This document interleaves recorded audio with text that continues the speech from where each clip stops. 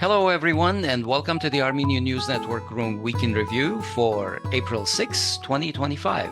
Today, we're talking with Benyamin Poghosyan, who is a senior fellow at APRI Armenia, which is a Yerevan-based think tank. Hello, Benyamin. Welcome to the show. Hello, Asbed, and hello, Hovik. Always a pleasure to be with you. Vartan. Our pleasure indeed. Hello, Benyamin. Well, let's talk about the issue that is probably on the minds of many regional analysts today. That is tensions between the United States and Iran, which are escalating rapidly. At least they have been over the last months. In fact, Iran had closed its airspace and placed its military on full combat readiness in response to the deployment of U.S.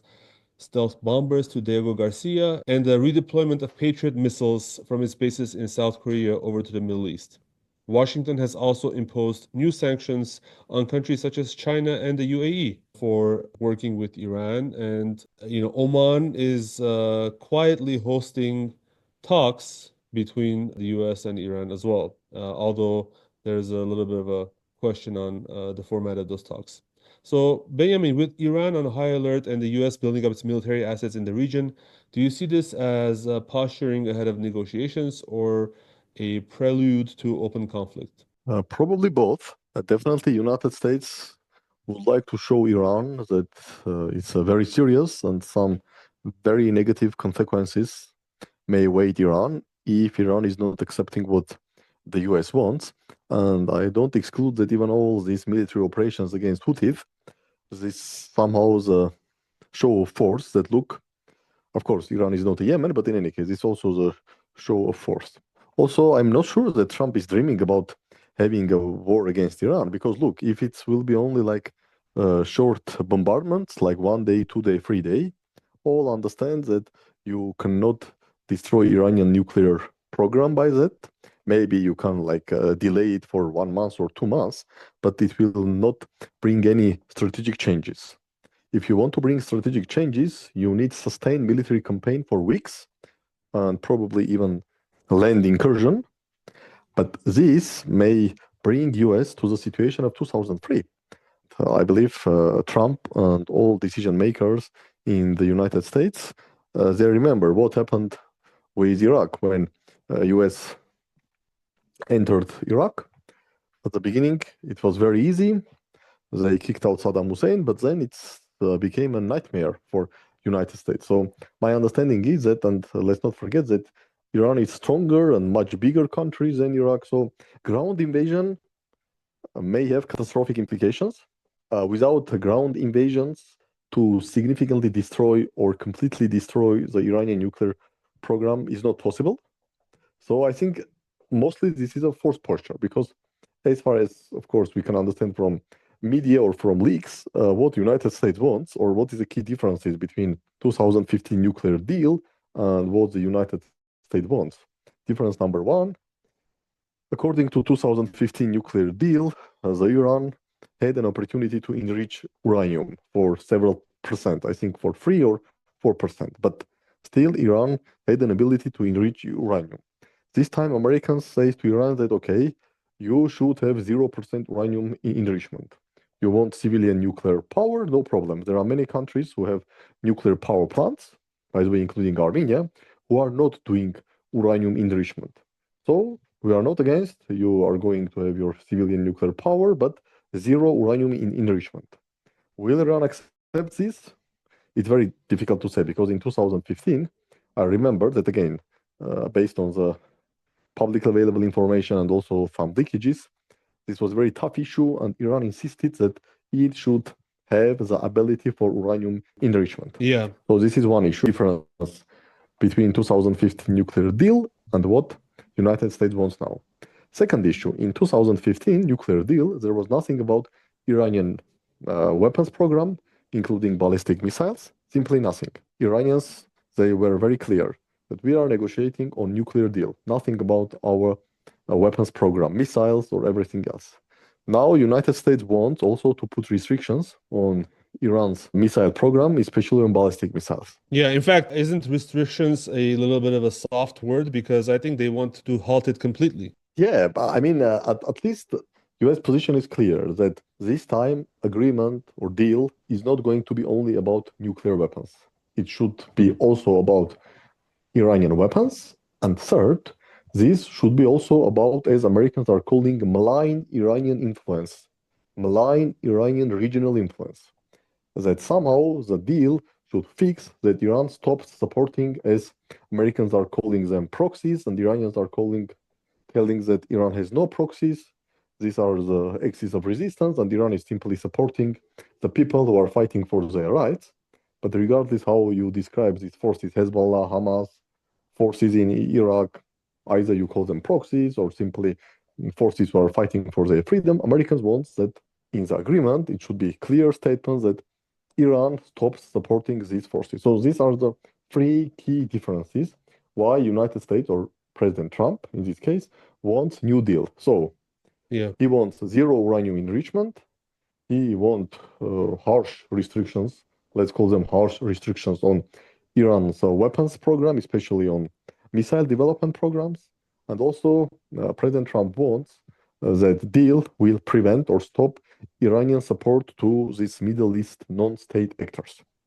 From Iranian perspective, probably this may equal to capitulation, or at least this can be perceived inside Iran that, okay, this was a capitulation, because if you accept all the demands which you rejected during 2014, 2015 negotiations, this may be perceived as a sign of weakness. So that I'm was not going to be my pretty much exact sure question, because I was going to ask, are these demands meant to be rejected? Because you seem to answer the question before even I asked it. Yeah, this can be perceived in Iran as capitulation, and I think we also should understand that for any government or any people in power, also there is the issue of how this will be perceived internally.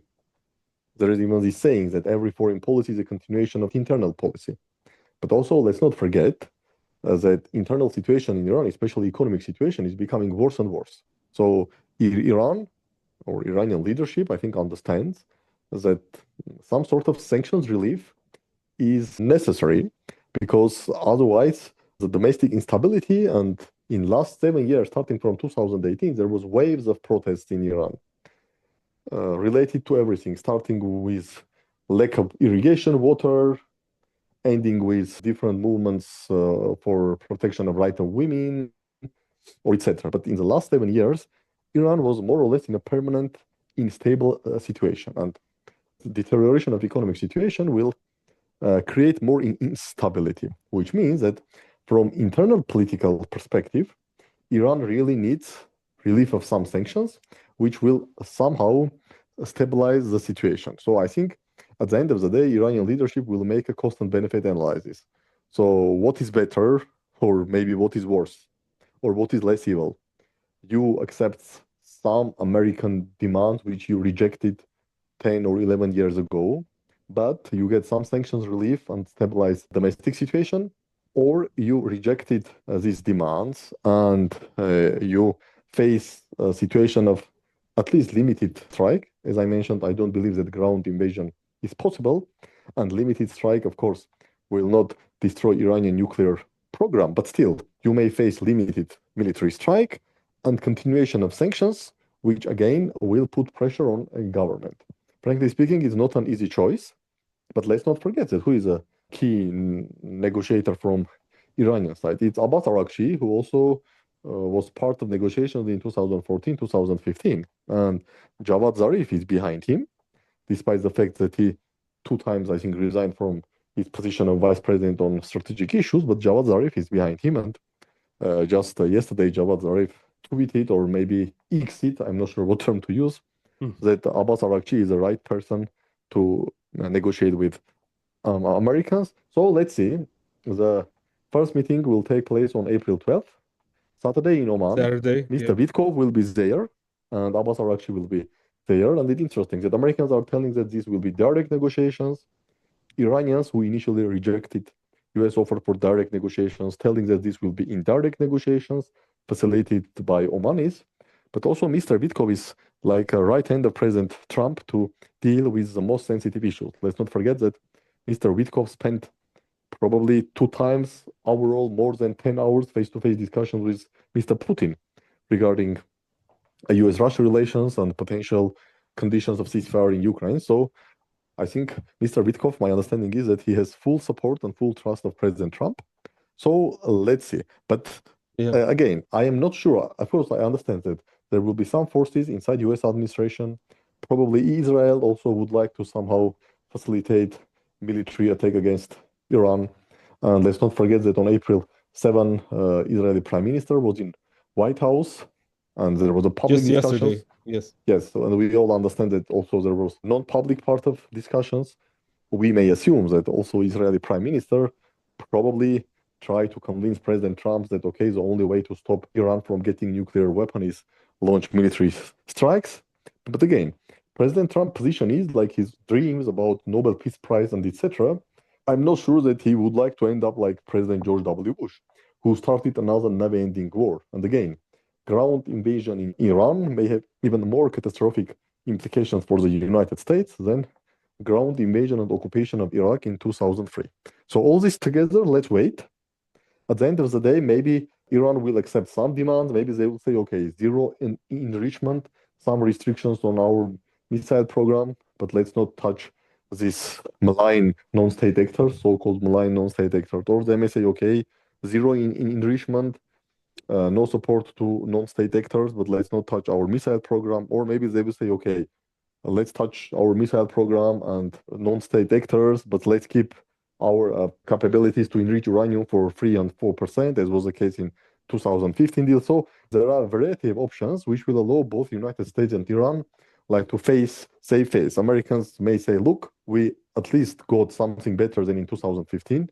We forced Iran to make more concessions, while Iranians may say, yes, we made additional concessions than in 2015, but at the end of the day, we didn't accept all US demands, so this is some sort of victory, or at least this is not defeat.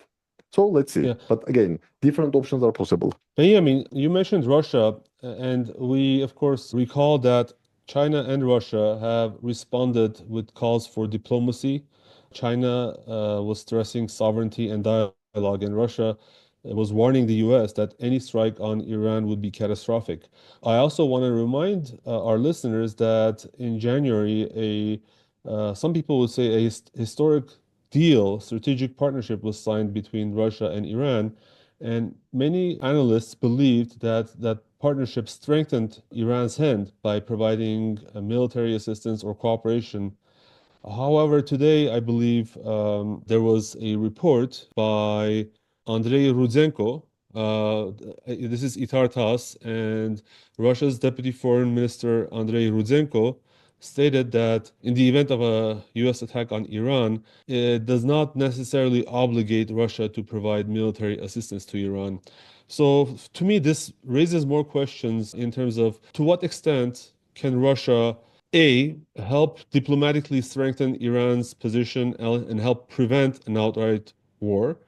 And B, to what extent can Russia and China help ease the effect of sanctions through BRICS and through other mechanisms? And C, what is this thing about military assistance and not being obligated to provide it that I'm reading with Rudzenko today? Well, Hovik, if you remember back in January, we were asking exactly this question. What is it that this is a strategic partnership, but it's not a military alliance? And I think we're seeing the answers a little bit here.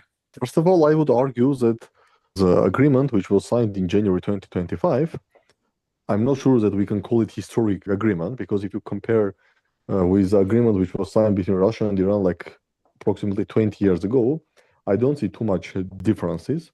Yes, the title is like fascinating. It's like CNN breaking news story, strategic partnership agreement. But if you look deeper, I think many things that were there also in this previous agreement. And definitely this is not about military alliance. And the only thing which is written there is that if one country is under attack, the second country should not support the attackers. But there is a like huge difference between I will not support your enemy when he attacks you from I will support you when you are under attack from your enemy. Regarding what Russia can do, it's very interesting because first of all, it officially was stated that President Trump also asked the President Putin to mediate or facilitate negotiation with Iran. And this was officially confirmed. But then we didn't get anything publicly Did the mediation happen? It was successful, not successful, or will at least Russians be involved in Oman negotiations somehow? We don't know. But the fact is that Americans applied to Russia, asking them to facilitate negotiation with Iran. Then I don't exclude that Iran issue is also part of broader US-Russia negotiations, because US and Russia are speaking not only about how to end the war in Ukraine, but they also speaking how to reconfigure or create new security architecture in Europe. And definitely are discussing also Middle East, Syria, definitely Iran, North Korea. So Russia's position is complicated. Like, I don't want to speculate, but theoretically, I don't even exclude that if Americans will offer some sort of acceptable deal on Ukraine and some other issues to Russia, asking like to significantly decrease Russia-Iran interactions, I don't exclude that Russia will accept. Because yes, Iran helped Russia with drones, especially in the first 1 year of the war, but now these drones or modified versions of these Shahid drones, they are being constructed by hundreds of thousands in Russia itself. Then Russia launched its own drone production, also the so-called fabric optic drones, which you are not able to jam it using this electronic jam system. So now, I mean, in April 2025, Russia needs much less Iranian military support than, for example, it needed in September 2022 when Russia was humiliated in Kharkiv and Kherson. So this is a really interesting case, but I have a feeling, of course, no inside information, but I have a feeling that when US and Russia are speaking about Iran, it's not only about, okay, Russia is fully supporting or protecting Iranian interests. Definitely no. I don't exclude that Russians are also telling, okay, what do you want us regarding Iran? Do you want us to, if I may use the quotes, to drop Iran out? Okay, give me ABC, and we are ready like to turn blind eye what you are doing against Iran, even if there will be military action. So the role of Russia is complicated here and complex, but from my perspective, definitely the relation with United States and the favorable end of the war in Ukraine, or at least favorable cessation of hostilities in Ukraine, is much more important for Russia than Russia-Iran relations, especially that Russia-Iran relations always were complicated and complex, even after 2022. For example, Iran still did not ratify this agreement on the legal status of Caspian Sea. This was signed, I believe, in 2018, and this is very important for Russia. Several countries ratified it. I mean, literal countries, but Iran has not ratified yet. So Russia-Iran relations are complex and complicated. And again, it's not the case that automatically or definitely Russia will support Iran in case of any confrontation with United States. So if I am Iranian, I will not bet that, oh, Russia will definitely support us, or in US-Russia talks, Moscow will say, no, forget about Iran. Definitely no. If they get a good offer from United States on Ukraine and on some other issues which are more vital for Russia than what's happening in Iran, then maybe Russians will say, okay, yes, at the end of the day, if you want a military strike, you are striking, and then we are condemning in UN very harsh statements criticizing United States, and then nothing happens. And how about China? China is even more complicated because in 2021, China signed a big strategic investment agreement with Iran. Officially, this agreement was never published, but New York Times published a text. I'm not sure this was authentic text or not. And according to this text, presumably China in the next 25 years, which means approximately until 2045, China supposedly should invest in Iran like $400 billion, and China should have access to Iranian oil and gas. There were even like protests in Iranian parliament calling this some sort of neo-colonialism, and some MPs were telling that, look, we organized a revolution in 1979 to end with colonial powers and colonialism, but now our government jumped into this area of colonialism, signing this agreement with China. But then, like 4 years passed. It was signed, I think, in March 2021. Now it's April 2025. But frankly speaking, not much heard about the implementation of this agreement. At least I never heard about billions and billions of dollars of Chinese investments into Iran. Yes, of course, China still buys Iranian oil. By the way, I guess discounted oil. But for China, I think the key, of course, is a stability in the Middle East, because China is a one of the biggest, if not number one, oil consumer in the world. So if there is a military strike against Iran, even large-scale military strike, then Iran may close the Hormuz Strait, through which like half of the world oil is passing. So definitely this will be catastrophic for China, especially given that their economic growth is declining. Like if 10 years ago, China was 9% GDP growth per year. In 2023, 2024, it was like approximately 5.5% GDP growth. So China facing economic problems, and definitely the last thing which China needs is significant hike in oil prices. So from this perspective, definitely Beijing is interested to have some stability in the Middle East. But does it mean that China is able to prevent US from attacking Iran, or what China will do against US? And especially, let's not forget that now China and US are in a huge Tariff war. Yeah. Yes, like it's. I think tomorrow Trump will impose additional tariffs, and thus tariffs on China's goods will reach like astonishing 104%, which is like absolutely out of any reason. And China says that I will continue. So if US and China are in all-out trade war, of course we understand that the war may end very soon if there is some agreement, but a war may continue.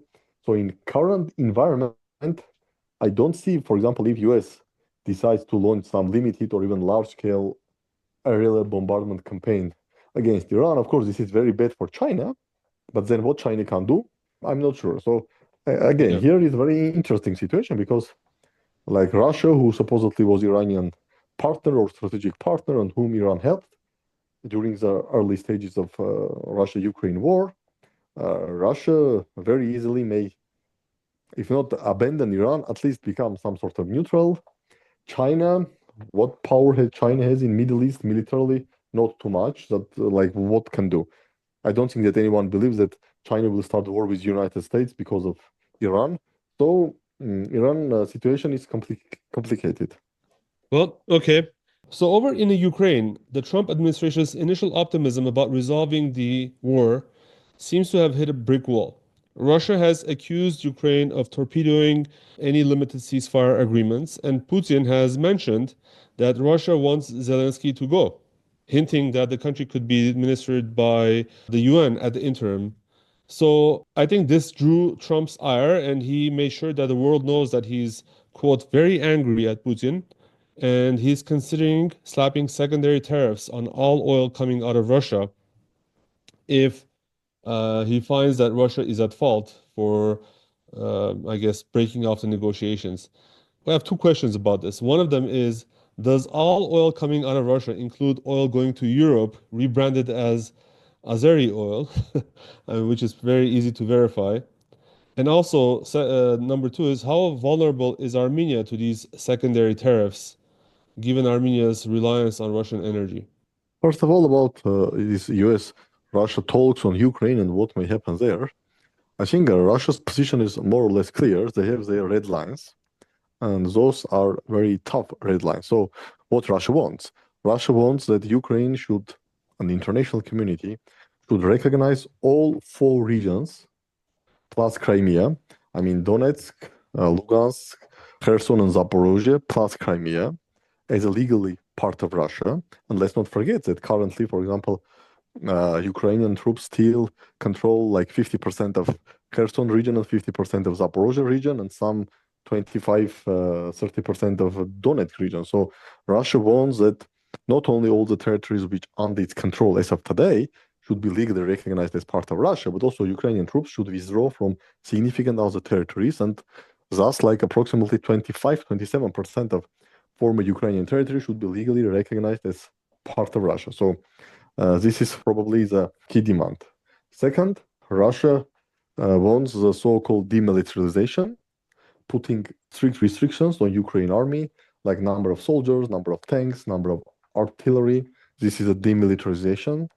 Russia wants this so-called denazification, which means that they want that Ukraine cancel all laws which were adopted in last 11 years, starting from 2014 Euromaidan revolution against the use of Russian language. They want to cancel all laws which were adopted against the Russian Orthodox Church and to restore Russian Orthodox church in Ukraine. So these are the demands of Russia, and Russia is very clear. And also they want presidential elections in Ukraine before signing anything, telling that Zelensky legally is not a president, so Zelensky cannot sign anything, or Russia will not sign anything with Zelensky, because any new president, he simply may repeal the agreement, arguing that Zelensky had no legal power to sign it. Right. So they also want presidential elections.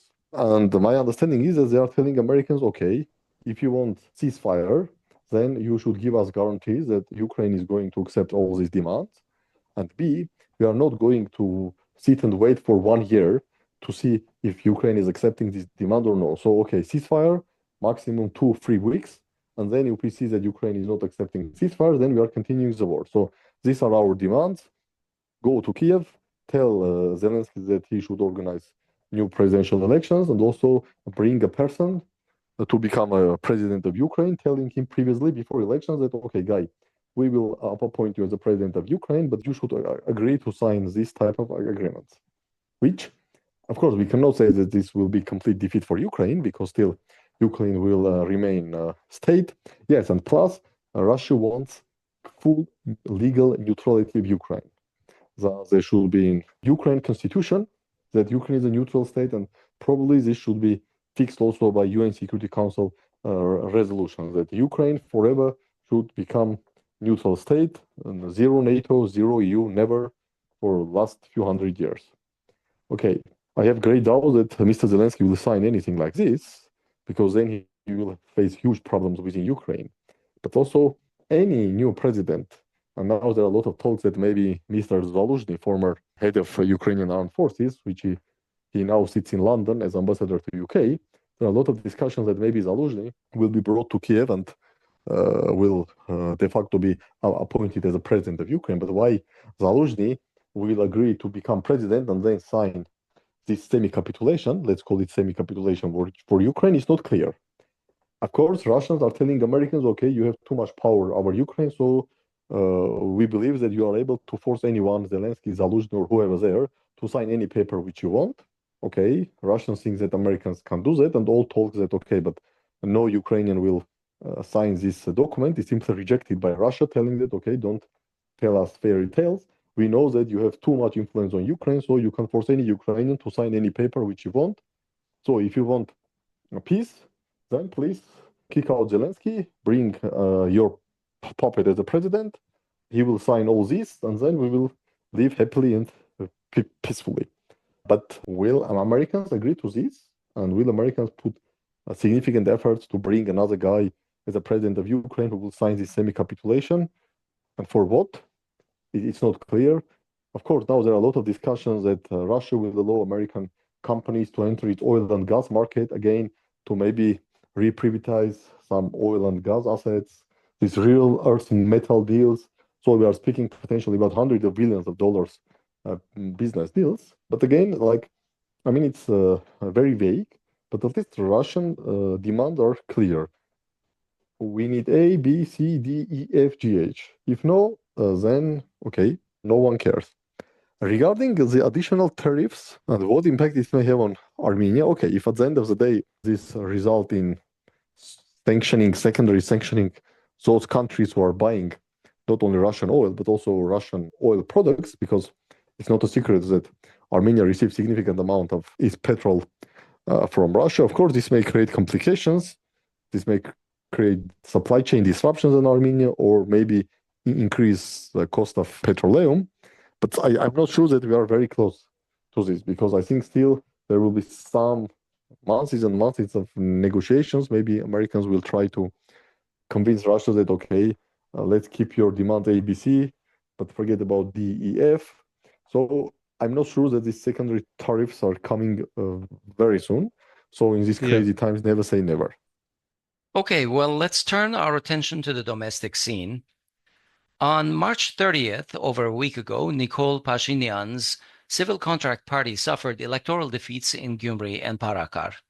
Opposition groups had accused the government of attempting to seize control of municipalities, but claimed victory in resisting these moves. The results in Parakar were unambiguous, a major upset because Civil Contract Party lost where the opposition got 56% of the vote. So that was a clear victory for the opposition. In Gyumri, however, the ruling Civil Contract Party garnered the largest share of the votes, almost 37%, but fell short of a clear majority. The combined opposition parties have rallied reluctantly behind Vartan Ghukasyan, a former mayor, to lead the city again. Now, we know that the Gyumri elections were triggered by civil contract itself. What was the reasoning for this, Benyamin? And do you think that these municipal elections were a serious blow to civil contract? I would start from second question. I think at least these are the warning signs to civil contract that people gradually are becoming fed up with civil contract. And here I think we have several factors. And factor number one, let's not forget that no one in Armenia, since independence of 1991, ruled Armenia more than 10 years. No leader. Like Levon Bedrossian, it was some 7 years, from late 1991 until February 1998. Then Robert Kocharian, 10 years, 1998, 2008. Artsakh, another 10 years, 2008, 2018.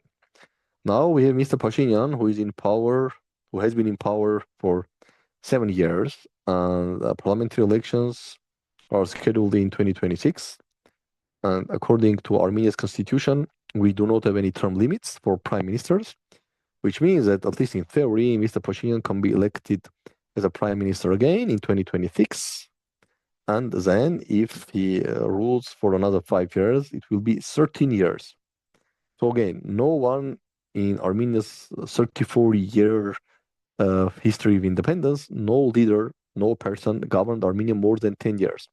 So I think the factor number one, simply people are get tired. This is like general factor.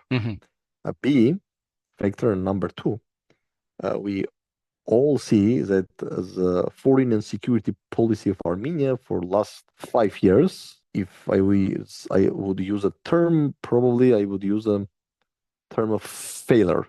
Because if we look into the results, yes, we can see some ups and downs, but at the end of the day, when you compare Armenia's security in a broad term, for example, on May 7, 2018, a day before Mr. Pashinyan was elected as prime minister, and compare it with April 8, as of today, which is exactly like 6 years and 11 months. So it's a huge difference, and unfortunately for Armenia, the difference is only negative. All negative. Yeah.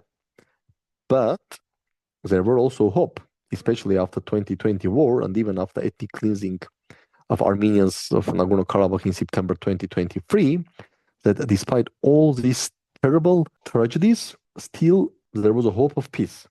Like somehow there will be peace, institutionalized peace, I mean peace agreement with Azerbaijan, and some agreement with Turkey, with establishment of diplomatic relations and opening of the border, which will bring some sort of security for people living in Armenia. But now it's becoming apparent, or more and more apparent, that peace agreement with Azerbaijan is elusive, that normalization with Turkey is elusive, and even more, the threat of new escalation is rising. And we see in the last 2 weeks almost daily shootings against Armenian villages in different areas, in Gegarkunik region, in Sunik region, and also all talks from Azerbaijan, demands about corridor, Western Azerbaijan, etc. So I think also this is a second factor.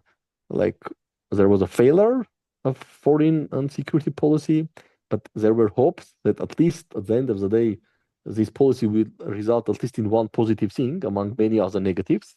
But now I think the population starts to understand that even there is no hope for even single positive thing. I mean, this peace agreement with Azerbaijan or normalization with Turkey. But when you say that, for example, the population is showing some level of disappointment and moving on from Pashinyan, how important are places like Parakar? How many people are there in these places? Perhaps even Gyumri. How important are they on the national scene? Okay, on Parakar, I think like we may speak about like a maximum 20,000 people. Yeah. Gyumri's population, I would say, like real de facto population, 100,000. people.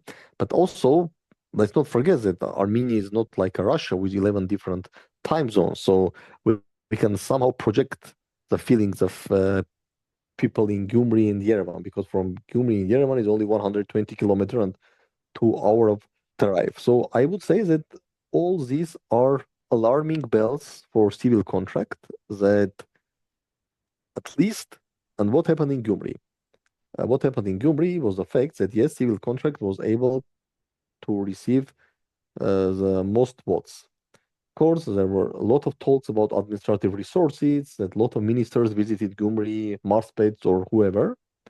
But at the end of the day, even through these administrative resources, civil contract got only 37%. In June 2021, in snap parliamentary elections, civil contract received 54%. So what does it mean? It means that most probably, again, never say never, never. Most probably, civil contract is not able to receive more than 50% and have a one-party government.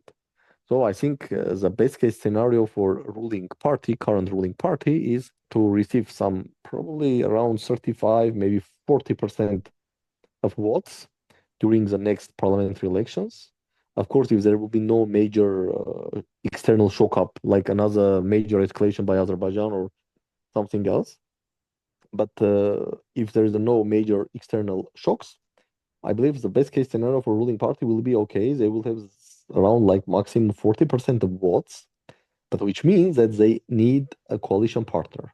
Of course, there are a lot of talks that prime minister or current leadership may create or even have created some pocket opposition parties or opposition coalitions, which they may support to bring them in parliament in 2026, and then have coalition with them. And again, current prime minister will be elected as prime minister by coalition government.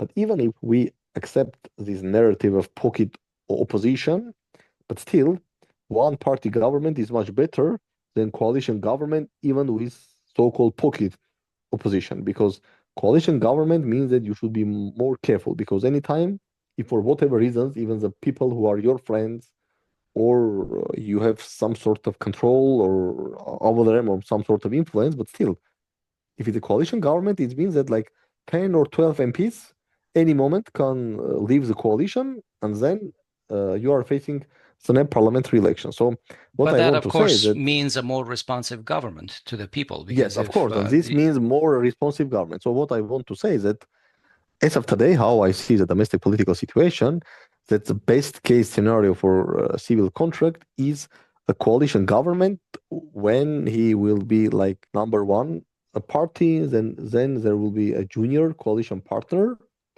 and most probably current prime minister will be able to continue as a prime minister. But even in this case, if the coalition partner are very close friends or whatever, this will put some restrictions. Plus, there was a very famous word in Soviet Union on the Brezhnev era. It called stagnation. And why there was a stagnation in Brezhnev era? Because Brezhnev was like he was ruling approximately like 15 or 16 years.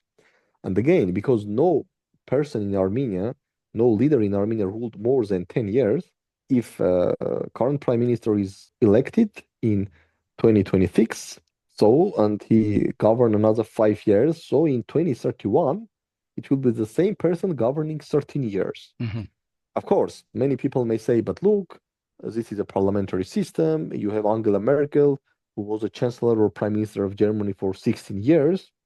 But you definitely cannot compare Armenia with Germany. These are completely total different things. So all these talks about that, okay, even in full Western or European democracies or European developed countries, the same leader can be a prime minister or chancellor for up to 20 years, and this is normal. This is not bad. Maybe in these countries this is not bad. So now there is also a lot of criticism against Angela Merkel in Germany.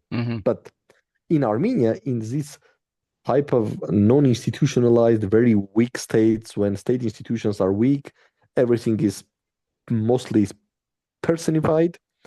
The fact that the same person will rule more than 10 years and there is no term limits, which means that theoretically, and I think this is some sort of natural human feeling, that if you are in power more than 10 years, you would like to continue being in power, this also will contribute to some sort of stagnation in Armenia, even Yeah. regardless of external shocks. Yeah. Benjamin, do you expect that civil contract would initiate legal action against Ghukasyan? Because many observers fear that the Vanatsor model of response may be engaged by Pashinyan, because even Gyumri's opposition leaders have said that Ghukasyan is a compromise candidate. Okay, we all know that Mr. Ghukasyan had a complicated history when he was a mayor from, I guess, 1999 to 2012. Yeah.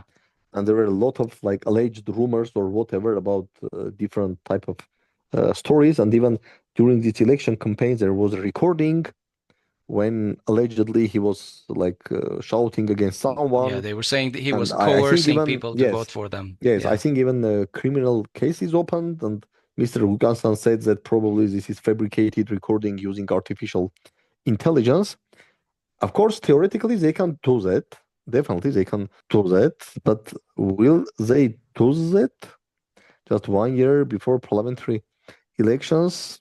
I'm not sure. I'm not sure that this will be the right step, because this will show that they are really, this will be perceived, at least I think by part of population, as a sign of weakness, Yeah. not as a sign of strength. Yeah.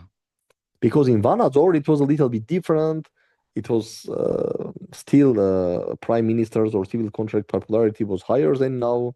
So if they do this again, I don't know will they do that or not. But my understanding is that if they are going to do that, this will be perceived as a sign of weakness, not as a sign of strength. Benjamin, just yesterday, the foreign ministry came under fire for blaming the leadership of Artsakh for the whole region's isolation. Essentially, what they're saying that Armenia is isolated because of the way Artsakh behaved. The ministry suggested that Artsakh's leaders refused to negotiate directly with Azerbaijan under international mediation. Now, the response was swift, both from the diaspora and the country. Political figures and organizations condemned the remarks as a betrayal, accusing Yerevan of turning its back on Artsakh's struggle and also rewriting history in favor, basically historical revision in favor of political expediency. Now, can you explain the issue? Is there any merit to the claims of the Armenian officials? What's the basis for these allegations? Okay, first of all, I think it was today when Artsakh state minister or former state minister Artsakh Beglaryan, he made a statement rejecting that Karabakh Armenians refused to take part in these meetings, that the first meeting, which was going to take place in Bratislava or Sofia, Sophia. Karabakh, Sofia, that Azerbaijan at the last moment rejected its own promise that there should be some international involvement. And the second meeting, I guess, on August 1st, on the last day, Azerbaijan even didn't take part. But let's be frank, I even don't want to go into the details, because I think it's clear for everyone that even if these meetings were going to take place, okay, Azerbaijani position was very clear. Dear Armenians of Nagorno-Karabakh, the only way you should stay in Nagorno-Karabakh, you are tearing down your Armenian passports, which then appeared, according to Armenian government, not Armenian passports, but this is another issue. You are tearing your Armenian passports.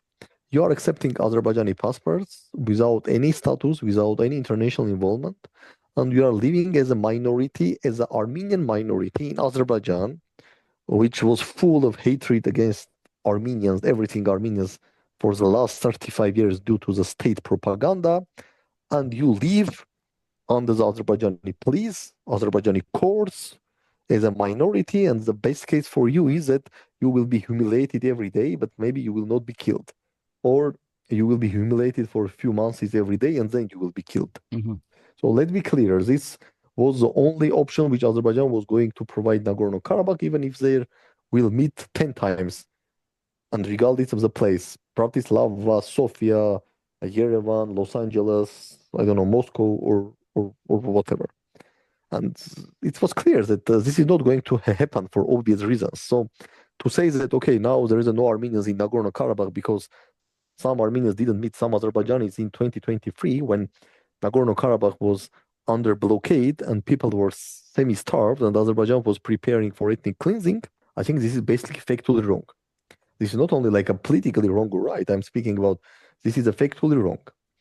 And the second issue is that the Prague statement, which was signed in October 2022, I mean, during this European political community summit, Mhm. where Armenia recognized Azerbaijani territorial integrity, including Nagorno-Karabakh, without even a single word about Nagorno-Karabakh, about some autonomous status, about any mechanisms for providing any rights for Nagorno-Karabakh Armenians. This was a green light for Azerbaijan to did what they did. And I think it's not a coincidence that Azerbaijan imposed blockade 2 months after a Prague statement. Prague statement was signed in October 2022, and the blockade started in December 2022. Yeah. Of course, the fact that Russia was fully busy with Ukraine and Russia faced some local defeats, but significant defeats in Ukraine in September 2022, and then Russia was preparing to repel Ukrainian counteroffensive in summer 2023. This also helped Azerbaijan to ethnically cleansing Nagorno-Karabakh from Armenians. But again, the start of the process was Prague statement of October 2022. Of course, I also may understand our government because the Prague statement itself was adopted less than months after Azerbaijani large-scale incursion into Armenia itself, when Azerbaijan was almost entered Jermuk, and potentially they could reach Nakhichevan and open the corridor via Vayodor, cutting Syunik. And in September 2022, it was clear that Russia is not able, is not willing, or both is not able and is not willing to realize its to provide its security guarantees based on bilateral treaty of 1997 and also within this CSTO multilateral framework. And it was probably clear that no country is ready to use military force to stop Azerbaijan. So I may understand that Armenian government said, okay, I have to sign anything which Azerbaijan wants. Otherwise, Azerbaijan may attack again, and simply they may reach Nakhichevan via Vayodor, cut Syunik, and this will be probably the end of Republic of Armenia. But I think it will be probably more frank, let's put this way, to say that yes, we understood that by signing the Prague Declaration, we most probably open the way for the destruction of Nagorno-Karabakh Republic, but we simply had no choice. Because again, guys, we were under attack. Azerbaijan was very close to enter Jermuk. No one intervened. Of course, there are some rumors that Iranians intervened. Some argue that Blinken called Aliyev to stop attack. But fact is fact that Azerbaijani troops was very close to enter Jermuk. So is there any merit in the claims of the Armenian officials? What is the basis for these allegations that Artsakh caused Armenia's isolation in the region? I think what probably the current government is doing, and I will not identify only MFA because MFA is part of government. They simply try to avoid the responsibility, or somehow to say that okay, we are not the sole persons or institutions or forces who are responsible for this terrible tragedy which happened with Nagorno-Karabakh. Okay, yes, we did some mistake, but also Nagorno-Karabakh leadership did mistakes. And by the way, no one can say that Nagorno-Karabakh leadership of Nagorno-Karabakh Republic did no mistakes. But again, to say that Nagorno-Karabakh was ethnically cleansed because Nagorno-Karabakh Armenians did not meet Azerbaijanis in Bratislava or Sofia, for me, this has little sense, and for me, this is factually wrong. Benyamin, so last week, tens of thousands of Artsakh refugees protested against the Armenian government's cutting of their housing aid. Are the worsening conditions of Artsakh refugees still in Armenia leading to rising social tensions in the country? I am not sure about the widespread social tensions because, unfortunately, we speak probably about 90,000 people. Mm-hmm. I think yesterday CivilNet published a new data that approximately some 26,000 Nagorno-Karabakh Armenians left, but then 15 or 14,000 came back. And starting from September 2023, 11,000 Nagorno-Karabakh Armenians left. And if we assume that some 107,000 Armenians left Nagorno-Karabakh in September 2023, so now we have only 95,000 left, or maybe even less. For these people, situation, of course, it's very tough.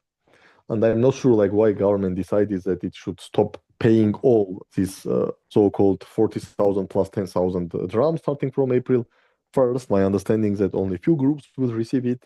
Starting from July, even fewer people will receive it. Why Right. government is doing that? I'm not sure. Like some argue that okay, the key goal of government is somehow force the immigration of Nagorno-Karabakh Armenians from Armenia, thus to finally close the Karabakh issue, or I would say not close the Karabakh issue because look, even if there is a zero Nagorno-Karabakh Armenians in Armenia, you cannot close Karabakh issue because at the end of the day, anytime the government may be changed and the new government may very easily bring the Karabakh issue back. Yeah. So I don't think that like you can so-called close Nagorno-Karabakh issue by kicking out all Nagorno-Karabakh Armenians from Armenia because if you jump into the situation after Armenian genocide in Western Armenia, like no Armenians were left in Western Armenia.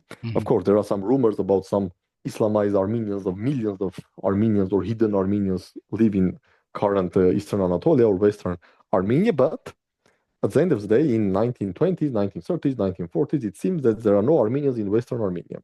But it did not close the issue of Armenian genocide. Yeah? Yeah. Even more, I would say that the process started 50 years after genocide, 1965, and etc. So I don't accept or buy this that okay, they want to close Nagorno-Karabakh issue, so they want to kick out all Armenians because you cannot again close Nagorno-Karabakh issue even if there are zero Armenian from Nagorno-Karabakh in Armenia. I understand. I was just trying to put together the fact that there is social discontent, there are housing aid cuts and such thing, and of course there's this precipitous drop in support for the ruling party. So it must be coming from somewhere. Benjamin, let's talk about this constant double speak coming from the regime in Yerevan and those supporting it. Mainly, I'm talking about this simultaneous talk about peace while shooting on the border and threats coming from Azerbaijan.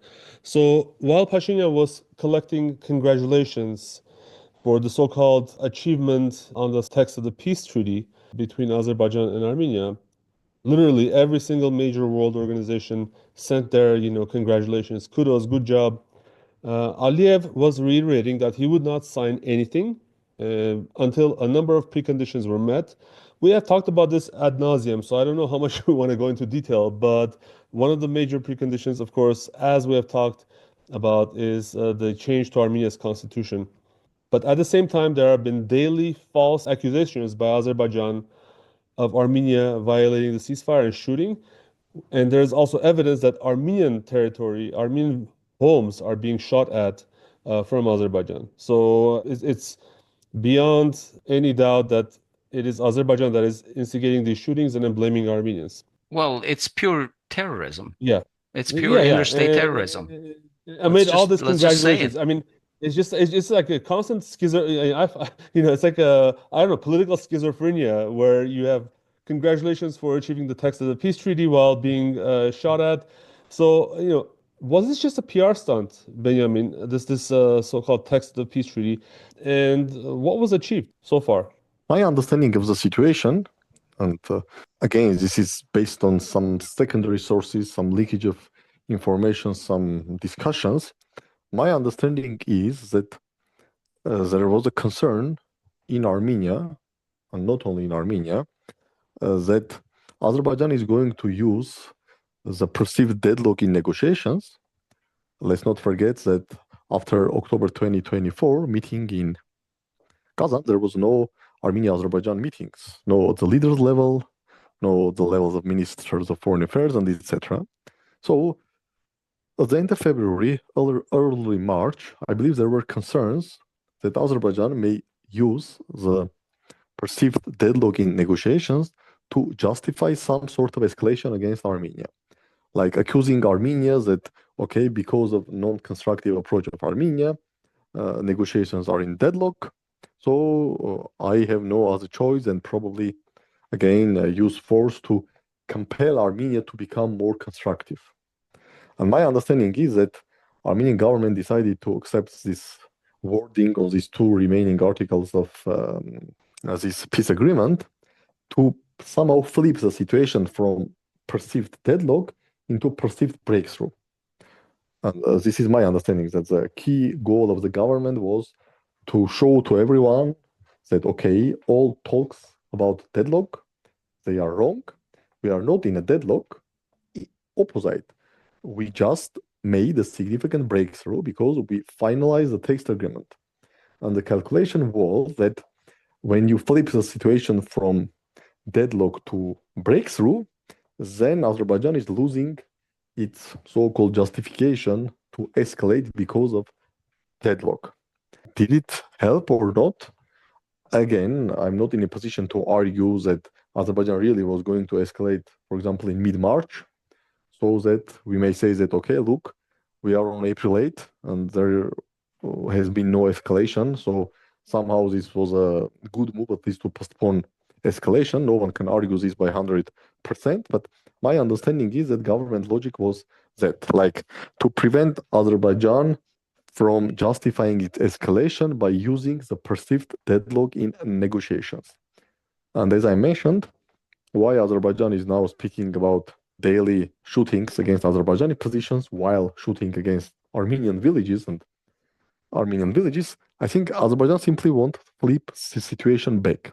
So if Armenia tried to flip situation from deadlock to significant breakthrough, now Azerbaijan tries to flip the situation back to deadlock, because when you are an international member of international community, like you are an expert, you are a diplomat dealing with South Caucasus, and on a daily basis you hear that Armenian army shooted against Azerbaijani army. Then Armenian MOD denies its reports.